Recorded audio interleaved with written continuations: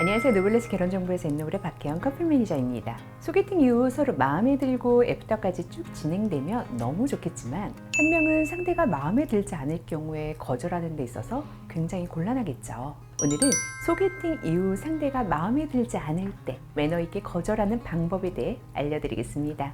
사실 거절하는 방법에 대해서 이야기하기 전에 상대방이 어떤 사람인지를 알고 거절하는 것이 가장 중요한데요. 만약 상대방이 돌려 말하는 걸 싫어하고 직설적인 스타일일 경우 솔직하게 있는 그대로 이야기하는 것이 좋을 거고요. 반대로 조금 감성적이거나 상처를 잘 받는 경우에는 조금 돌려서 표현하는 게 좋을 수 있습니다. 따라서 정답이 정해져 있다기보다는 상대방의 성향에 따라서 거절 방법을 선택해야 한다는 점을 참고하셨으면 좋겠습니다. 첫 번째로는 솔직하게 나의 생각을 전달하는 것입니다. 이때 중요한 건 무례해서는 안 됩니다.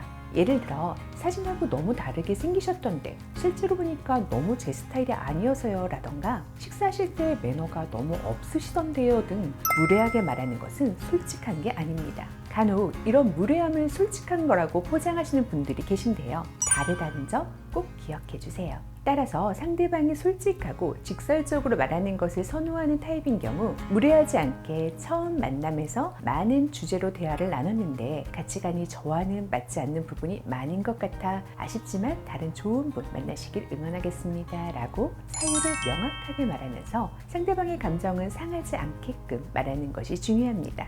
두 번째로는 조금 돌려서 표현하는 방법입니다. 단 이 방법은 솔직하게 말하는 걸 선호하시는 분들께는 오히려 악영향을 끼칠 수도 있습니다. 따라서 말하는 방법은 여러 가지가 있겠지만 우선 상대방이 상처받지 않게끔 말하는 것이 가장 중요합니다. 예를 들어 가치관이 맞지 않는다고 느꼈다면 생각해봤는데 가치관이 안 맞는 것 같아요 라고 이야기하는 건 솔직하게 말하는 것과 다를 바가 없겠죠. 같은 말이라도 다르고 다르다는 것을 아는 게 중요합니다. 따라서 생각해봤는데 저는 제 커리어나 삶이 우선이고 제가 성공하는 거에 조금 더 초점을 두고 있는데 누구시나 함께 시간을 보내는 거에 조금 더 초점을 맞추고 계신 것 같네요. 아무래도 저보다 좀 더 가치관이 맞는 분을 만나는 것이 좋을 것 같네요 라고 돌려서 표현하는 것이 좋습니다. 마지막으로 제3자에게 의견을 전달하는 방법입니다. 사실 이 방법이 제일 무난하다고 생각하시는 분들도 계실 거예요. 직접적으로 이야기를 나누지 않아도 되고 제일 무난하게 정리할 수 있는 방법이니까요.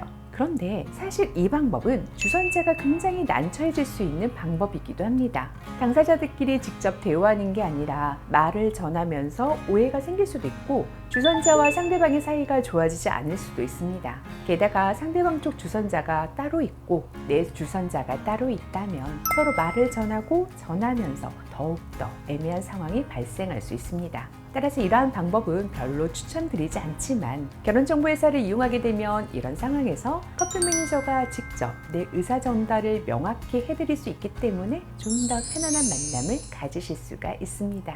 오늘은 소개팅에서 상대가 마음에 들지 않을 때 거절하는 방법에 대해 말씀드렸습니다. 가장 중요한 것은 무리하지 않게 예의를 지켜서 말하는 것이라는 걸 기억해 주시길 바라겠습니다. 오늘도 재밌게 보셨다면 좋아요, 구독 부탁드립니다. 지금까지 엔노블의 박혜영 매니저였습니다. 감사합니다.